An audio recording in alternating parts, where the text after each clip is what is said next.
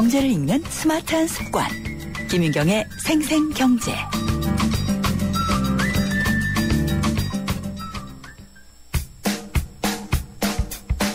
경제 상식과 재미를 매일 한 뼘씩 키워드리는 한뼘 경제. 오늘의 주제는 농촌에 부는 스마트한 바람, 농업과 IT가 만난 첨단 농업 기술입니다. 퇴근하면서 미리 집안 난방을 올리는 것처럼 비닐하우스의 온도와 습도를 멀리 떨어져 있으면서도 조절할 수 있다면 농가에 큰 도움이 되겠죠. 무인 로봇이 알아서 친환경 채소를 수확하고 바코드를 이용한 농산물 직거래 판매까지 해준다면 어떨까요? 상상이냐고요? 아닙니다.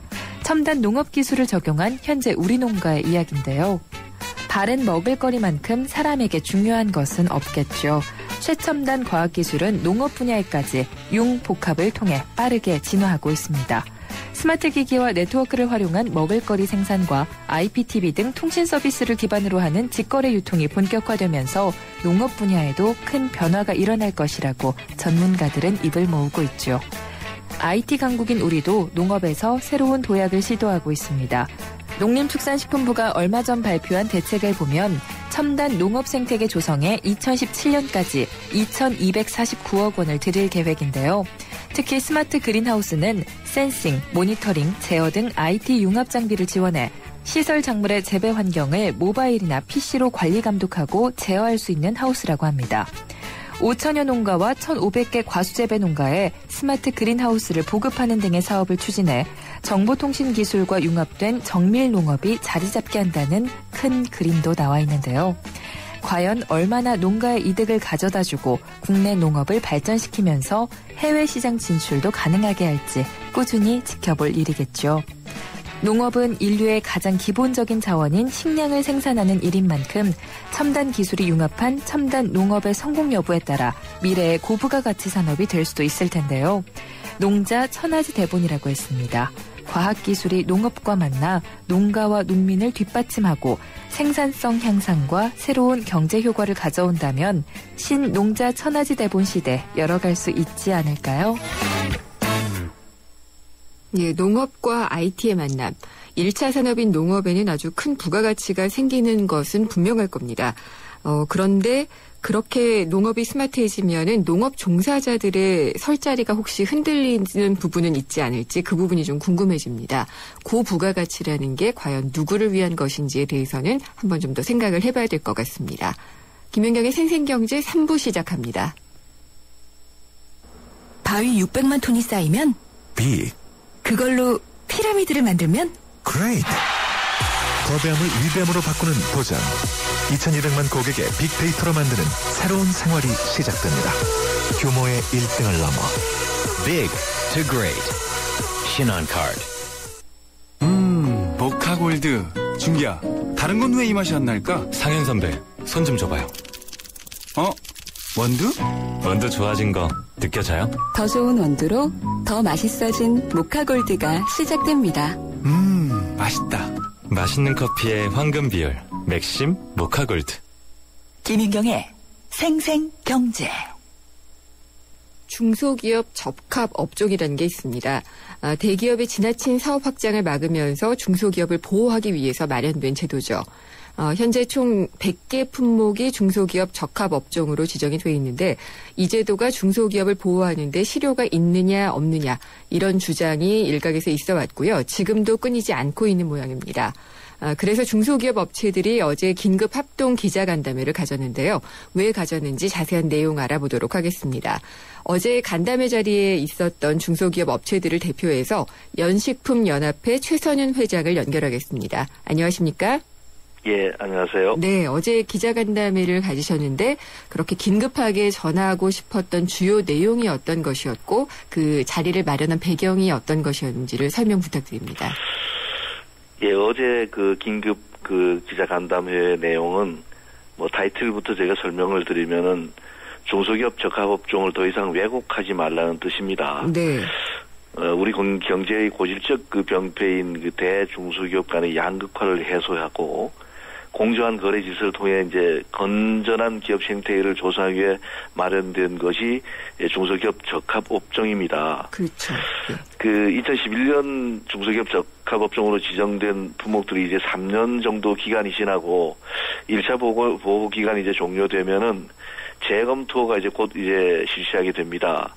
이러한 그 기간을 앞두고 지금 일부 언론에서 네. 사실 근거가 없는 이런 허위 주장들이 지금 남용되고 있고요.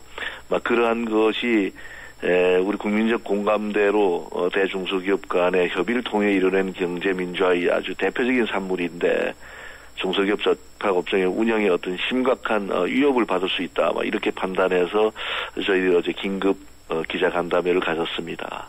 그러면은 일부 언론에서 왜곡된 주장을 하고 있다라고 보시는 거는 어떤 것들인가요, 구체적으로? 그런 것들은 어제 참석한 저희 연식품을 비롯한 네. LED나 자전거, 외식업, 기타 이제 몇 개 업체들이 요즘 언론에 지금 대두되고 있어서 이제 문제고요. 저희 업종 같은 경우는 지금 상당히 지금 한 2, 3차례에 걸쳐 이제 일부 언론에서 그 생산자들 원료를 생산하는 국내 생산하는 쪽의 어떤 과잉 생산을 가지고 네. 적합업종에 대기업이 포함되면서 생산을 줄임으로써 일어났다는 이런 이제 잘못된 이제 주장을 펼치면서 이제 문제가 되는 겁니다. 지금 그러니까 회장님이 종사하시는 업종은 두부 업종이죠? 예, 그렇습니다. 예, 두부 업종 같은 경우에는 그러면은 어떤 주장이 나왔는데 어떻게 잘못됐다라고 보시는지요? 지금 간단하게 설명을 드리면은 네. 충분히 이해를 하실 수 있는데 지금 두부를 이제 사면서 원료가 이제 콩인데 콩을 이제 국내 생산하는 우리 농민들이 있고요. 네. 그래서 국산 대두로 만든 원료 두부가 있고 그다음에 이제 농림부가 수입한 수입 대두로 만든 두부가 있습니다. 이것은 소비자가 기호에 따라서 가격이 얼마든지 간에 자기가 원하는 식품을 사 먹는 거 아니겠습니까? 네. 그런데 이제 요 근간에 한 3년 전에까지 상당히 그 가뭄과 대두를 심는 농가가 수요가 적었습니다. 예. 그런 이유로 농림부에서는 대두를 이제 생산하는 농가에게 1헥타르당 300만 원이라는 이런 장려금을 주는 정책을 펴왔죠. 예. 왜냐하면 일시에 생산이 너무 주니까 국내 가격이 너무 올라가니까 가격을 조절하기 위한 정부의 방법으로 그런 시책을 편 겁니다. 근데 그렇게 된 이후에 금년도 같은 경우에 2013년도 같은 경우에 국내 작황이 너무 좋았고 날씨도 좋아서 대두 상황이 아주 좋은 겁니다. 이렇게 되니까 생산량이 늘어났고 그 늘어난 양이 사용이 적게 된다는 이유로 적합업종 때문에라고 이렇게 방향을 돌린 거죠. 네. 그러니까 콩이 많이 생산이 됐는데 그게 이제 적합업종으로 하면서 대기업들이 생산을 못하게 하니까 오히려 이게 문제였다라고 얘기를 그렇습니다. 한다는 거죠. 그러니까 이제 대기업으로서는 기회만 있으면은 네. 시장을 빼앗기 위해서 이런 이제 정부의 이슈를 내고 이제 언론을 통해서 이렇게 하는데 저희들이 볼 때는 정말 이건 어떤 너무 과욕한 욕심 때문이 아닌가 네. 이런 생각이 들고요. 실질적으로 이제 저희가 볼 때 국내산 대두로 생산하는 원료와 수입 대두의 차이가 사실 현재도 너무 많습니다.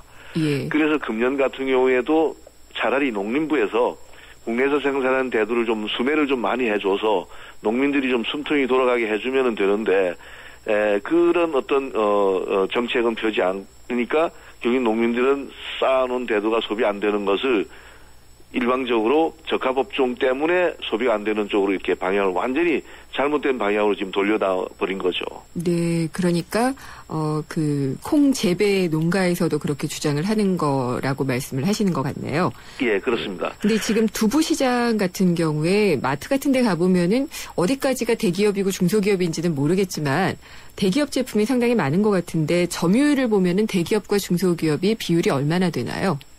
그건 간단합니다. 네. 지금 우리나라 지금 유통업 체계가 옛날 재래시장, 조그만 슈퍼마켓 규모에서 대형 매장 쪽으로 이제 옮겨가고 있고 네. 상당 부분 옮겨가지 않았습니까? 네.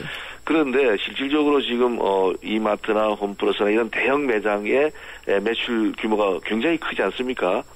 그것뿐만 아니라 실질적으로 이제 국내 전체 이제 질문하신 점유율을 보면은 70% 이상 한 80% 정도를 이미 대기업이 점유하고 있다 이렇게 보면 됩니다. 판매 기준으로 말씀이시죠? 예, 그렇습니다. 예.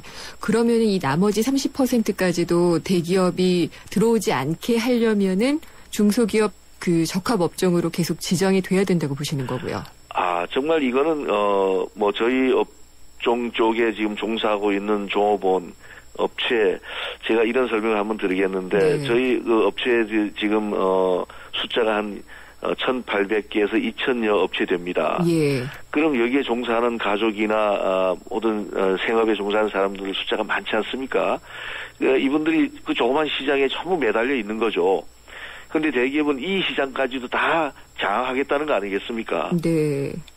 그러면은 지금 중소기업 지정 업종으로 두부가 돼 있는 게 매출 증가라든가 이런 부분에 상당히 도움이 됐다는 말씀이시죠? 아, 이제 그게 네. 매출 증가에 도움이 됐다기보다도 네. 더 이상 증가는 안 되지만 현재 시장을 전부 유지하는데. 찬탈당하지 않은 네. 뭐 그게 도움이라고 볼 수 있죠. 근데 만약에 그럼 중소기업 적합 업종이라는 어떤 우산이 없어지면은 대기업에게 완전히 이 시장을 다 내주게 될 것이라고 보시는 건가요? 뭐 블랙홀이라고 이제 설명드릴 수 있는데 어차피 시장의 어떤 그 논리는 큰 쪽으로 이런 쪽으로 이제 쏠려가게 마련 아닙니까? 그런데 이제 이 적합업종이라는 것이 정말 국내에서 어떤 자생력으로 컸고 또 어느 정도 그 기반이 갖춰진 중소기업이 정상적으로 커야지 되고, 뭐 그렇게 돼야지만 이제 국가적인 경쟁력이 커지는 거 아니겠습니까? 네. 두부도 마찬가지고, 수년 또한 수십 년 또한 해오던 이런 업종을, 하루아침에 대기업에 다 뺏겨버리면 그 업종은 완전히 이제는, 설 자리가 없는 거죠. 네. 그리고 어제 간담회 하실 때는 두부 외에도 뭐 LED라든지 여러 업종이 얘기가 됐었던 것 같은데 다른 업종들도 마찬가지신가요? 지금 어제 사실 그 자리에서 표출된 업종은 한 8개 업종뿐이 안 되지만 네. 그 이외에도 많은 업종들이 사실 지금 적합업종에 지금 목매어 하고 있고요. 그것은 뭐 제가 이런 쪽으로 한번 설명드리겠는데 세계적으로 국가 경쟁력이 갖춰진 국가들은 중소기업, 소기업 이런 기업들이 경쟁력이 강합니다. 그런 걸로 보면 우리도 이 적합업종을 좀 더 잘 살려서 네. 대기업은 대기업대로 성장하고 그 밑에서 중소기업 할 품목이나 이런 적합업종은 중소기업이 열심히 할 수 있도록 이런 제도적인 보완이 필요하다 이런 생각입니다. 어제 제과업 쪽도 나오셨는지 모르겠는데 한 보도 보니까 동네빵집 같은 경우에는 중소기업 적합업종으로 지정이 되면서 매출이 좀 늘어났다 이런 보도가 있었더라고요. 아, 그것은 뭐 매출이 늘어날 정도가 아니고요. 실질적으로 중소기업 적합업종으로 저희 두부 같은 경우에는 대기업이 더 이상 진출 확장 자제입니다. 네. 그러나 이제 제빵 이런 것은 이제 완전히 이제 철수하도록 이렇게 명령하고 있죠. 예. 만약 그렇게 됨으로 해서 지금 발생한 결과가 뭐냐 하면은 근간에만 한 400여 개의 업체가 탄생했다는 겁니다, 새로. 이건 정말 중요한 사실이거든요. 더 이상에 나오지도 못하고 기존 업체들이 다 문을 닫아가는 이런, 실태에서 다시 한 400여 개 정도의 업체가 창업됐다는 것은 정말 이건, 적합업종이 낳은 좋은 결과라고 이렇게 볼 수 있는 거죠. 그렇군요. 지금 두부의 경우에는 그러면 올해까지 적합업종이 되고 내년부터 그 재지정을 받아야지만 되는 건가요? 아, 그렇습니다. 이건 뭐 전체적으로 3년 유예 기간을 지나서 네. 다시 한번 재검토하는 이런 이제 시기를 갖고 있기 때문에 물론 그 시기라서 다시 이제 대기업과 이제 절충을 해야 되겠지만 저희 업종 두부 같은 경우에는 적합업종이 만약에 유지가 되지 않으면은 모든 업체는 살아남을 수 없는 정말 절박한 이런 상황입니다. 네, 지금 중기 적합업종에 지정된 게 100개 품목이라고 처음에 전해드렸었는데, 예.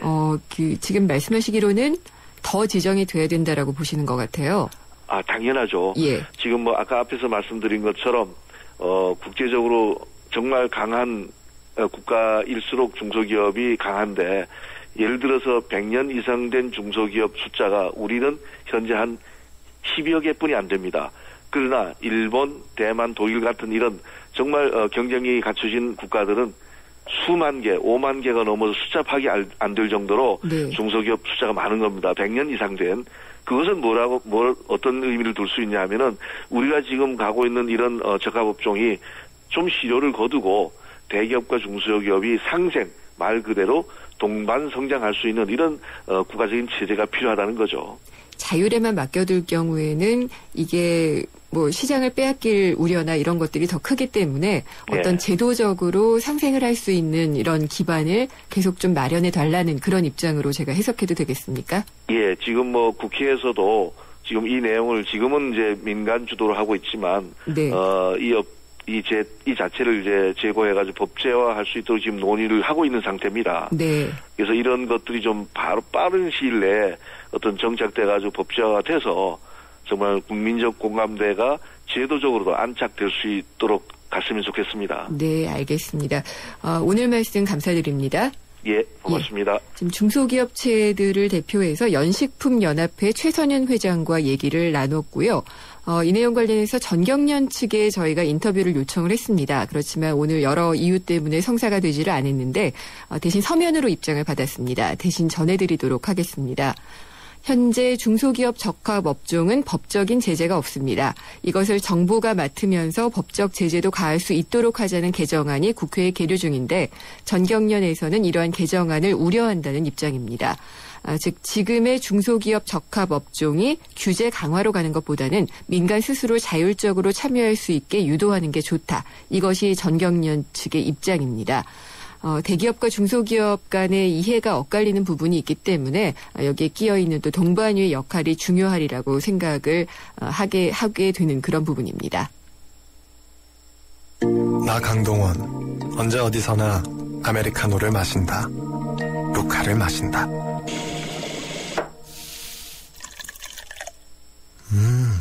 맛있다. 내가 즐기는 단 하나의 아메리카노, 루카. Luke Americano. Luca. 내리. 쉐비. 크리스마스 페스티벌. 12월에 쉐보레 구입 시 최대 120만 원 할인. 추첨 후 1등에겐 500만 원 여행 상품권 증정. 스파크 크루즈 디젤 구입 시 최대 3년 무이자 할부. 크리스마스처럼 풍성한 12월 혜택을 지금 바로 만나보세요. 12월 31일까지 홈페이지 참조. 일부 차종 제외. Chevrolet. Find new roads. 이원 모델 김연아예요. 훈련으로 지칠 때마다 제게 에너지를 준 건 러브, 팬들의 사랑과 피플, 국민 여러분들의 파이팅이었어요. 그리고 그린, 더 깨끗한 세상을 만들기 위한 이원의 응원까지 모두 감사합니다. 네, 잠시 후 4부에서는 노무 상담이 있습니다. 상담이나 의견 있으신 분들은 문자 메시지 휴대전화 우물정의 0945번 그리고 YTN 라디오의 앱 예스에서 YTN 생생경제 프로그램에 실시간으로 참여 메시지나 사연을 남겨주시면 됩니다. 그럼 잠시 후 4부에서 뵙겠습니다. 안녕하세요. 중앙이병원 홍보대사 탤런트 송옥숙입니다. 여러분들에게 가족은 어떤 의미인가요? 저에게 가족은 제 삶의 목적이자 인생의 기쁨입니다. 많은 사람들이 결혼과 출산으로 가족을 이루지만 저는 입양이라는 더 큰 사랑으로 가족을 이뤘습니다. 여러분은 입양에 대해 어떻게 생각하세요? 입양은 칭찬받아야 할 봉사나 희생이 아니라 축하받아야 할 소중한 가족의 탄생입니다. 입양은 가족의 또 다른 이름이자 축복입니다. 이 캠페인은 재단법인 중앙입양원과 함께합니다. 살아있는 뉴스 깨어있는 방송 한국의 뉴스 채널 YTN 뉴스 FM.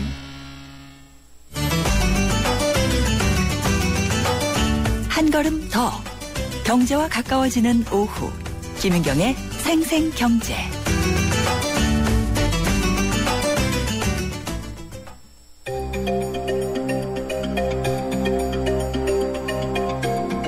파티는 끝났다. 현호석 경제부총리가 얼마 전에 공공기관장들을 불러놓은 자리에서 한 말입니다. 신의 직장으로 불렸던 공기업과 공공기관의 도덕적 해이 그리고 방만 경영을 끝내야 된다는 질타였죠. 오늘도 한 말씀 하셨습니다. 부채 문제와 방만 경영 해소에 부진한 기관장은 임기와 관계없이 엄중한 책임을 물을 것이다 라고 말이죠. 공공기관 부채 문제 해결의 출발점은 자구 노력에 있다고도 강조를 하셨는데 옳은 말씀입니다. 저도 동의합니다. 그런데 공공기관의 문제가 이렇게 기관장에게 책임을 묻는 것만으로 해결이 가능할까요? 물론 정부의 입으로 낙하산 인사를 하지 않겠다 이런 말은 하기 어렵습니다. 그렇지만 이렇게는 말할 수가 있겠죠. 실적이 나쁜 기관장에게 책임을 묻겠다고 공포 분위기를 조성하기보다는 해당 공공기관에 적합한 인물을 잘 선정을 해서 책임 경영을 하도록 하겠다라고 말이죠. 정치권 출신 혹은 대통령 측근 이런 분들이 공공기관을 이끌게 된다고 해서 다 낙하산 인사라고 하지는 않습니다. 직무에 적합한 인물이면은 그가 측근이든 정치권 출신이든 괜찮습니다. 문제는 그렇지 않은 분들이 그 자리에 앉아서 태평세월을 보내왔던 관행이 문제인 것이죠. 중요한 것은 이 문제 해결을 위해서 무엇보다 공공기관장 인사의 투명성과 공정성을 기하는 게 아닐까 합니다. 서둘러 파티를 끝내면 과오가 묻혀지는 것 아닙니다. 근본적인 문제가 무엇인지를 제대로 파악하고 고치는 게 더 시급합니다. 김윤경의 직구본색이었습니다.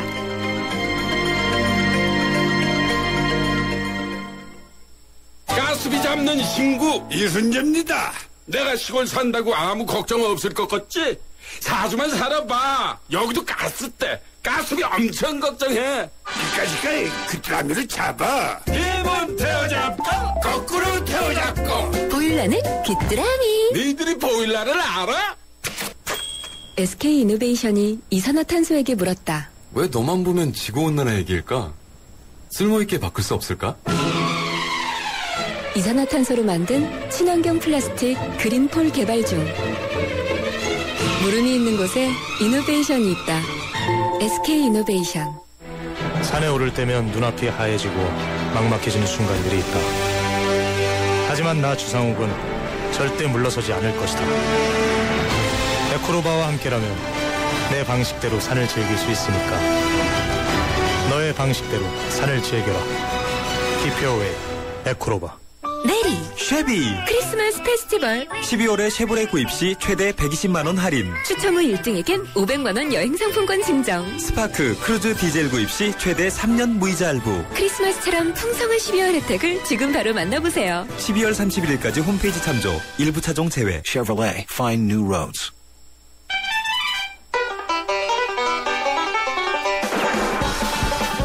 재테크 정보 듣다 보면 어느새 터득되는 재테크 가이드. 세상의 베이스가 되다 포스코 협찬으로 김윤경의 생생경제 4부 시작합니다. 4부에서는 창업 도전에서 실전까지 시간과 노무 상담 순서가 준비가 돼 있습니다. 나도 내 사업 한번 해볼까 이런 생각 한 번쯤 해보신 적이 있을 텐데 오늘 창업 도전에서 실전까지 시간에는 내년도 창업 시장에 대해서 전망을 해보는 시간을 마련하도록 하겠습니다. 스타트 비즈니스의 김상훈 소장 전화로 연결돼 있습니다. 안녕하십니까? 예, 안녕하세요. 김상훈입니다. 네, 창업 시장의 흐름과 변화를 이해를 하려면은 과연 내년에는 그럼 소비자들이 어떤 트렌드를 가질 것인가 이걸 파악하는 게 중요할 텐데요. 어떻게 보고 계신가요?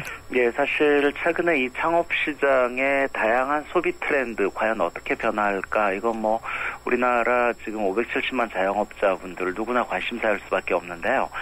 최근에 이 서울대 트렌드 분석센터의 자료에 의하면 내년 2014년 소비 트렌드를 아무래도 말띠에다 보니까 다코스라는 이 10가지 키워드로 정리된 게 있습니다. 여기에 몇 가지를 좀 추려서 간단하게 창업시장과 연계해서 좀 설명을 해드린다면요. 여기서 지금 첫 번째 말씀드리는 게, 스웨그 스타일이 될 것이다. 스웩이라는 게, 이를테면 좀 건들거리면서 잘난 척 하면서 좀 이런 스타일 얘기하는 것 같은데, 즉 뭐냐면, 어떤 명품 소비만 좇는 것보다는 좀 개성을 살릴 수 있는 실속 소비가 시장을 주도할 수 있다. 이렇게 예측하고 있는 것 같습니다. 창업시장과 연계한다면, 아무래도 돈을 많이 들인 인테리어 이런 가게보다는 오히려 돈을 적게 들이면서도 개성 있는 이런 스웨그 스타일 가게들이 많이 출연할 수 있다. 이렇게 예측할 수 있을 것 같습니다. 구체적인 아이템으로는 어떻게 보면 최근에 경기 상황을 감안한 이런 다양한 선술집형 아이템이라든지 복고형 음식점, 뭐 판매점 같은 경우 구제 패션 의류 이런 쪽이 아마 상당히 이런 스웨그 스타일을 잘 이런 적용할 수 있는 아이템이 아닐까 하는 생각이 들고요.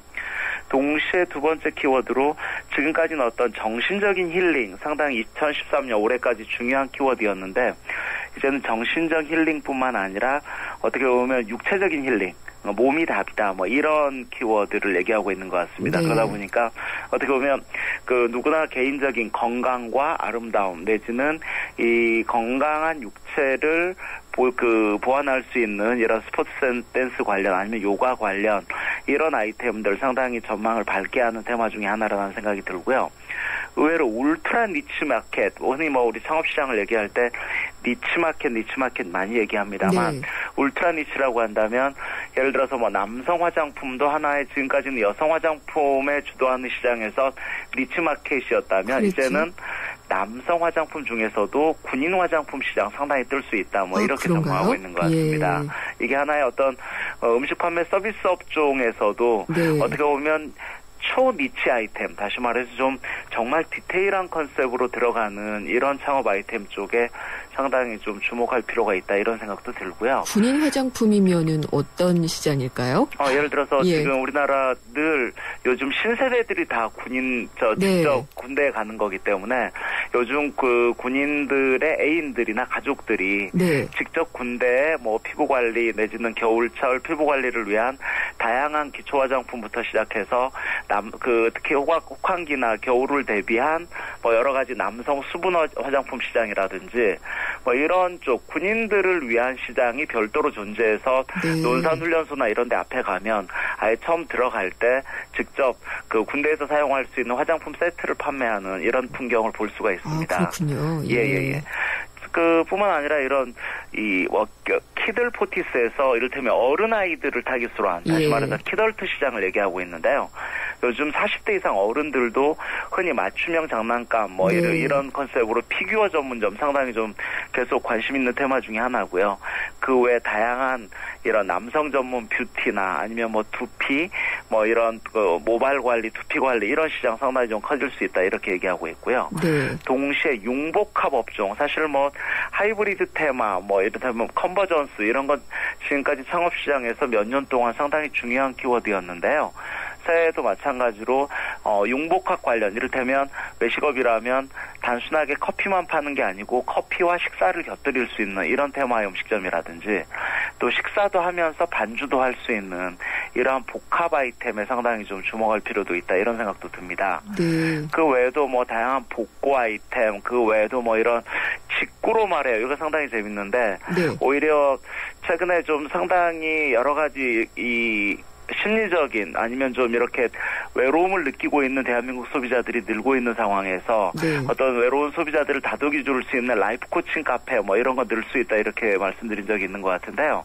마찬가지로 이제는 좀 어렵게 얘기하지 말고 직설적으로 얘기하는 직설적인 라이프 코칭 사업 뭐 이런 것도 한번 재미있게 지켜볼 수 있는 테마가 아닌가 하는 생각이 듭니다. 저도 직구 좋아하는데 직구 아이템으로 한번 좀 사업을 구상을 해봐야 되겠는데요. 예. 그리고 그 업종별로 창업시장 전망이 어떤지를 한번 보는 게 좋을 것 같은데 가장 대표적인 업종이 외식업이니까 내년에 어떻게 보시는지 좀 설명을 해주시죠. 외식업 시장 참 창업자들에게는 가장 뜨거운 감자 같은 이런 분야인데요. 내년 외식업 시장에서 상당히 좀 주목해야 될 쪽 같은 경우는 나홀로족을 위한 음식점이 상당히 좀 강세를 띨 것으로 예상이 됩니다.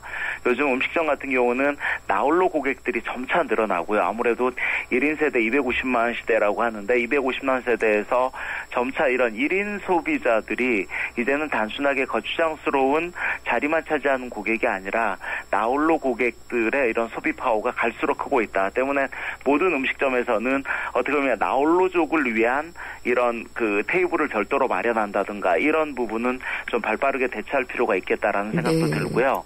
특히 이런 패스트푸드 관련한 이런 간편식 시장이야 뭐 여전히 있었던 시장입니다만 의외로 이 패스트푸드와 반대되는 슬로우 푸드나 아날로그 푸드 관련 이런 어떻게 보면 건강 음식점들은 뭐 꾸준히 각광받을 테마로 보여집니다. 최근에는 뭐 신세대 상권, 이런 홍대 상권이나 이런 곳에서도 나물 요리 전문점이라든지 건강 음식 전문점 같은 경우도 신세대들 사이에도 상당히 좀 각광받고 있는 테마라는 생각도 들고요. 의외로 경기가 내년에도 나아질 거라는 전망이 전혀 없기 때문에 네. 오히려 1억 원 미만의 초소형 음식점, 서민형 음식점, 그러다 보니까 옛날의 테마를 다시 가져오는 이런 복고형 음식점 쪽에 주목할 필요도 있겠다는 생각이 듭니다. 네. 특히 올 하반기부터 많이 출연하고 있는 지금 뭐 스몰 비어 컨셉, 즉 선술집형 맥주집인데요. 이런 테마들은 내년에도 아마 상당 부분 좀 그 수적으로 많이 양적 팽창을 하리라는 생각이 듭니다. 그러면은 이 1인 가구나 나홀로족 이런 것들 때문에 서비스업도 그쪽으로 좀 초점을 맞춰야지 될까요? 아무래도 서비스업 같은 경우도 사실은 내년도 같은 경우는 여전히 앞으로 그 창업자 입장에서 가장 노크를 많이 해야 될 부분들이 이런 서비스업 부분이라는 생각이 드는데요. 특히 가장 중요한 테마는 뷰티와 건강이라는 테마가 가장 서비스업에서 중요한 화두일 것 같습니다. 또 하나는 1인 세대를 이를테면 나홀로족을 위한 이를테면 뭐 요즘 혼자 사는 독신 여성, 뭐 골드미스 이런 수요가 나날이 늘고 있기 때문에 이들의 어떤 생활 편의형을 이렇게 대체할 수 있는 슈퍼맨 아빠 컨셉, 즉 네. 직접 가서 집안의 모든 것을 대신해 드리겠습니다. 뭐 이런 테마의 대행 서비스업 상당히 좀 늘 수 있다는 생각이 들고요. 또 하나 지금까지 서비스업에서 빼놓을 수 없었던 펜션이나 독서실, 고시원 이런 사업들도 상당 부분 좀 업그레이드를 시도할 수 있다는 생각이 듭니다. 특히 펜션 같은 경우는 단순히 숙박업소 개념을 뛰어넘은 좀 목적지향의 휴 비즈니스, 이를테면 좀 어떻게 보면 당뇨 환자를 위한 뭐 당뇨 치유 펜션, 전국의 뭐 암 환자들을 위한 암 치유 펜션 같은 이런 특정 목적을 아우를 수 있는 이런 네. 차별화된 테마 펜션들, 이런 쪽으로 좀 점차 펜션 사업도 변화되지 않을까라는 생각이 듭니다. 네, 잘 들었습니다. 예, 오늘 스타트 비즈니스의 김사훈 소장님이 창업 관련 이야기 해주셨습니다.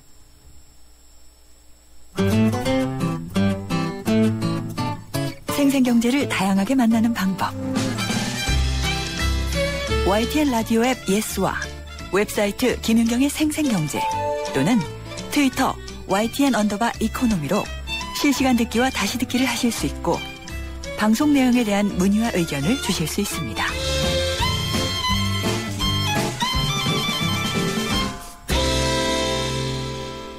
노무상담 있는 날입니다. 노무법인 천지 박기현 노무사가 바로 답변을 해드립니다. 안녕하십니까? 네, 안녕하십니까? 네. 일단 상담 내용부터 전해드릴게요. 예. 6212님, 예. 기존에 사업자 등록을 해두었습니다. 사업자가 수입이 그리 짭짤하지 못하니 4대 보험이 되는 곳으로 취직을 하려고 하는데 가능한 건가요? 라고 문의 주셨습니다. 예, 물론 가능합니다. 네. 뭐 개인 사업자 하시는 분이라든가 뭐 사업자 등록을 하신 사업주를 하더라도 전혀 취직에 관련해서 뭐 제한은 없습니다. 네. 그리고 이분 같은 경우에 특히 4대 보험 때문에 이제 취업을 하신다고 하시는데요. 요즘은 소규모 사업장 사업주분은 4대 보험 관련해서 그 스스로 또 가입할 수 있는 제도가 또 별도로 마련되어 있기 때문에요. 그런가요? 예, 예. 자기 사업을 하시면서도 네. 충분히 또 4대 보험에 또 가입하실 수도 있습니다. 소규모 사업장 같은 경우에는 네. 이 가입할 수 있는 제도가 어떤 식으로 마련이 되어 있나요? 공단에다가 네. 직접 사업주를 하시더라도 신청을 하시면요. 네. 요즘은 영세사업장 사업주를 보호하기 위해서 공단에서 그런 부분 다 받아주고 있습니다. 아, 그렇군요. 예. 많이 좋아졌네요. 예. 그리고 1922님. 그 경영이 어렵다는 이유 때문에 권고사직을 권유받았고 정확하게 지금 알 수 있는 상황은 아닙니다. 그래서 예. 권고사직을 수락한다고 하더라도 이번 달 급여와 퇴직금밖에 지급할 수 없다라고 하는데 이럴 경우에 위로금조로 회사에서 지급해야 될 일정 급여가 있지 않나요? 라고 하셨습니다. 예.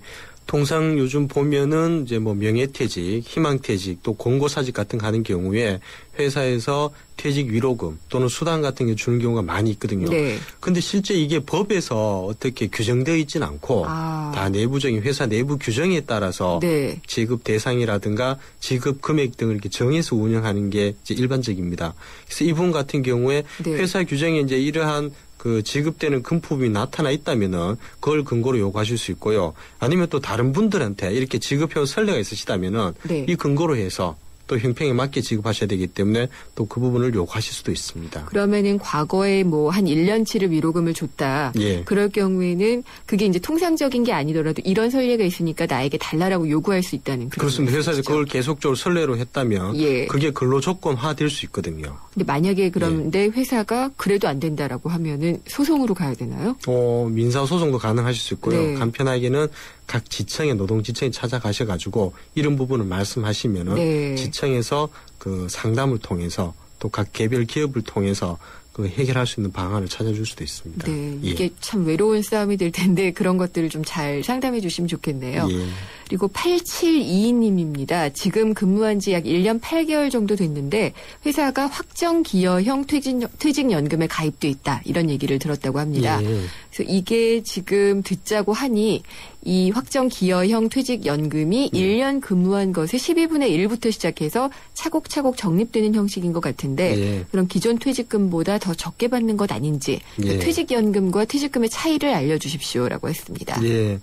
퇴직금은 이제 잘 아시는 것처럼 사업주가 퇴직 시에 일시금을 주는 걸 지급하는 네. 걸 얘기하고 있습니다. 근데 법에서는 그 유형을 퇴직 일시금 제도도 있고 퇴직연금 제도도 있고요. 뭐 과거에는 퇴직보험제도 있었습니다만은 퇴직연금 제도는 우리 국민연금처럼 요즘 이제 잦은 이직이 있고 그에 따라서 퇴직 일시금이 자꾸 소액화되거든요. 네. 그러다 보니 퇴직금이 이제 원래 취지, 즉 장년층의 어떤 생활 안정 그런 관련된 그런 부분이 계속 미약해지다 보니까 55세 이상 근로자분들한테 5년 이상으로 연금의 형태로 지급하고자 해서 도입된 제도입니다. 네. 예. 그래서 이 퇴직연금 제도의 유형을 보면 이렇게 말씀하신 것처럼 확정기여형도 있고요. 네. 그리고 DC라 그러고 네. 확정급여형도 있습니다. DB형. 네. 그리고 개인퇴직연금 IRP라고 이런 유형이 있는데요. 이 확정급여형 같은 경우에는 받으실 퇴직금이 미리 정해져 있습니다. 네. 요거는 지금 하시고 계시는 퇴직 일시금과 거의 똑같은 형태고요. 단지 그 퇴직 유고 부금이 사회에 적립된다는 거 네. 그리고 회사에서 운영 책임을 진다는 거 외에는 퇴직 일시금하고 금액도 그 이상이 되도록 법에서 보장이 되어 있거든요. 보통은 외부에서 한다고 하면은 예. 증권사? 그렇습니다. 네, 이런 은행, 곳이 되죠. 보험, 예. 증권사, 예, 운용사들이 있습니다. 네. 그쪽에 이제 외부에 이제 유보를 하기 때문에 아무래도 퇴직연금은 퇴직 일시금보다 조금 근로자 입장에서는 안정적으로 볼 수 있고요. 회사가 뭐 폐업이라든가 도산을 하더라도 본인이 받을 수 있는 부분은 네. 다 확정돼 있으니까요. 반면에 확정기여형 같은 경우에는 받으실 퇴직금이 정해져 있는 게 아니고요. 네. 회사에서 부담할 사전 부담금이 정해져 있습니다. 네. 요걸 보면 보통 운용사에 개인들의 그 계좌가 쫙 나타나 있거든요. 거기에 회사에서 그 연간 임금 총액의 12분의 1, 요게 1년치 퇴직금이 되는데요. 요거를 차곡차곡 적립을 합니다. 1개월에 한 번 하실 수도 있고 분기, 뭐 반기, 1년에 한 번 하실 수도 있고요. 그렇게 이제 적립하시는 게 확정기여형이신데 요 확정기여형은 운용 책임이 근로자 개인에게 있습니다. 그래서 운용을 네. 잘 하시면은 나중에 수익이 많이 날 수도 있지만 운용을 잘못하시게 되면은 퇴직 일시금보다 또 손실을 보실 수도 있고. 그게 왜 그런 거죠? 그래서 이 주식의 비중을 어떻게 할 것이냐, 맞습니다. 뭐 채권의 비중을 얼마나 할 것이냐, 그렇습니다. 그걸 제가 정하는. 예. 네, 그게 예. 기여형인 거죠. 확정기여형. 본인이 네. 이제 운용에 책임을 지시는 거고요. 네. 이분이 말씀하신 것처럼 확정기여형 같은 경우에는 계단식으로 어떻게 적립될 수 있거든요. 원래 퇴직 일시금은 퇴직하는 그 당시의 급여를 근속연수로 쫙 이렇게 곱하는 것인데 네. 퇴직 그 확정기여 같은 경우는 1년 그다음 1년 이런 부분을 계단식으로 적립하다 보니까 이렇게 그 임금이 시중 금리보다 많이 인상되는 이런 이제 좋은 회사에 다니시는 분들 같은 경우에는 아무래도 확정기여형이 퇴직 일시금보다는 조금 불리할 수 있습니다. 그렇겠네요. 예, 사실적으로. 네. 그런 것들을 좀 잘 따져서 해야지 네. 될 텐데 보통은 이게 회사가 이렇게 둘 중에 그냥 정해라 이러는데 반강제적으로 정하게 되는 경우도 좀 많더라고요. 회사 주도로 이렇게 네. 운영되는 경우가 많이들 있으시죠. 예, 그래서 그러니까, 이런 부분에 예. 대해서는 어떻게 보면 근로자분들한테 선택권이 법적으로 있으시니까요. 네. 이 부분에 대해서는 잘 활용하실 필요성이 있습니다. 네. 예. 알겠습니다.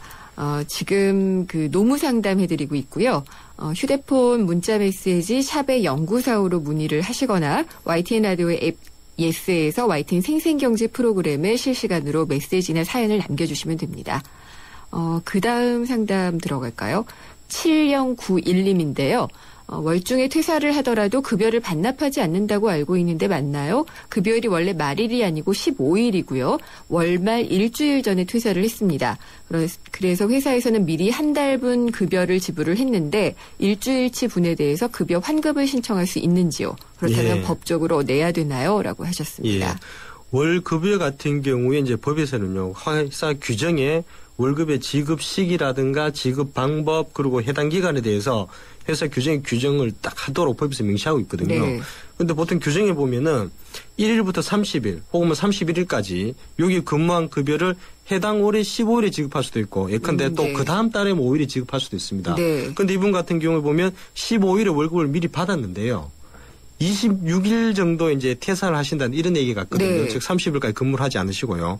그러면 이 경우에는 실제 근무하지 않으신 부분에 대한 급여를 미리 받으신 거기 때문에 그 나머지 부분에 대해서는 반환해야 될 필요성도 있긴 있습니다. 그런데 대부분의 어떤 공기업이라든가 이런 쪽을 보시게 되면 그 한 달 중에 하루라도 근무하고 퇴직하신다면 그 달의 급여를 보통 다 주시는 쪽으로 많이 규정되어 있으시거든요. 역시 신의 직장이군요. 그렇게 돼 있을 또 좋은 회사 기업들도 또 그런 쪽으로 돼 있는 데 있으시기 때문에 일단 규정을 한번 보셔야 되겠습니다. 그래서 만약 그런 규정이 있으시다면은 하루만 근무해도 다 받을 수 있겠습니다만 그런 게 없다면은 그 근무하지 않으신 부분에 대해서는 또 반환해야 될 그런 일이 생길 수도 있습니다. 저는 이직을 많이 하지 않고 잠깐 했는데 그때 이 규정을 몰라서 손해를 본 경우였어요. 그러니까 말일까지 근무를 다 해야 되더라고요. 그래서 못 받고 나온 그런 경우가 있었는데 있습니다. 사규를 잘 봐야지 된다. 이런 교훈을 얻었습니다.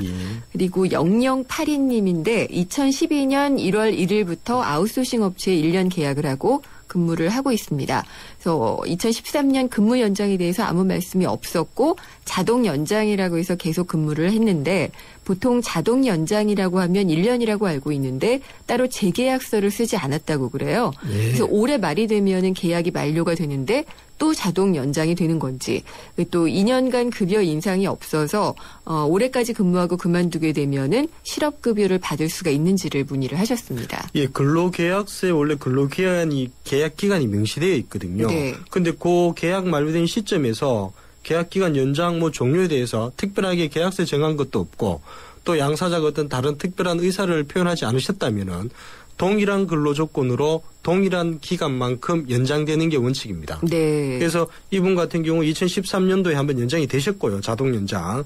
그리고 올해 또 아무 말씀이 없이 이렇게 올해 한 해가 지나가게 되면은 2014년도에도 그 같은 동일한 근로조건 계약 기간에 의해서 자동 연장된다고 볼 수 있습니다. 근데 혹시라도 무슨 이제 그 조건이라든지 사규라든지 이런 게 조금씩 바뀌면은 그걸 또 눈여겨봐야지 되는 거죠. 그래서 근로계약서에 보면은 근로계약 만료 1개월 전에 양 당사자가 통보를 한다든가 그런 게 없으면 또 자동 연장된다든가 이런 또 조항이 있을 수도 있거든요. 그런 걸 그런 부분도 한번 보셔야 되고요. 그리고 이분 실업급여는 결론 말씀드리면 받으실 수 있습니다. 근로기준법 관련돼서 시행규칙에 이렇게 계약 기간 만료로 회사를 다닐 수 없는 경우에 실업급여를 받으실 수 있도록 규정이 되어 있거든요. 단지 요 경우에도 이제 재취업을 위한 노력을 적극적으로 하셔야 되고요. 또 18개월 동안 이직 1인 18개월 동안에 고용보험에 180일 이상 가입돼야 되는 조건은 충족시키셔야 될 것 같습니다. 알겠습니다. 오늘 많은 분들이 상담 문자를 주셨는데요. 오늘 다 시간 관계상 소개를 못 해드려서 다음 주에 상담을 해드리도록 하겠습니다. 오늘 수고해 주신 노무법인 천지의 박기현 노무사님 감사드립니다. 감사합니다. 서경석과 함께 공무원 시험 합격은 에듀윌, 공인중개사 합격도 에듀윌, 사회복지사 합격, 주택관리사 합격, 우리 모두 다 같이 에듀윌. 자격증 공무원 전문교육 에듀윌, 합격은 에듀윌. 침대는 과학이다. 침대과학 50년이 이룬 세계 최고 기술력. 배우던 나라에서 가르치는 나라로 우리 침대에서 자기 할 것이다. 전 세계인을. 에이스 침대. 모카골드. 준기야, 다른 건 왜 이 맛이 안 날까? 상현 선배, 손 좀 줘봐요. 원두? 원두 좋아진 거 느껴져요? 더 좋은 원두로 더 맛있어진 모카골드가 시작됩니다. 맛있다. 맛있는 커피의 황금 비율. 맥심 모카골드. 온 동네 맛있다고 소문난대. 최신 김치 냉장고 모든 제품 다 보고 비교했지. 역시나 하이마트. 김치 냉장고 하이마트. 최신 김치 냉장고 잘 사려면 하이마트로 가요. 인간의 골격은 자기 체중의 20배가 넘는 충격을 견뎌낸다. 제네시스, 인간의 간이남에 도전하다. 지옥의 서킷, 니르부르크링에서. Human Performance, Genesis. New thinking, new possibilities. 현대자동차. 이제 겨울은 정말 겨울인 것 같습니다. 내일 출근길은 서두르시는 게 좋겠습니다. 많게는 5cm까지 눈이 내린다고 하는데 눈길에 고생 덜 하셨으면 좋겠고요. 내일 인사드리겠습니다. 김윤경이었습니다.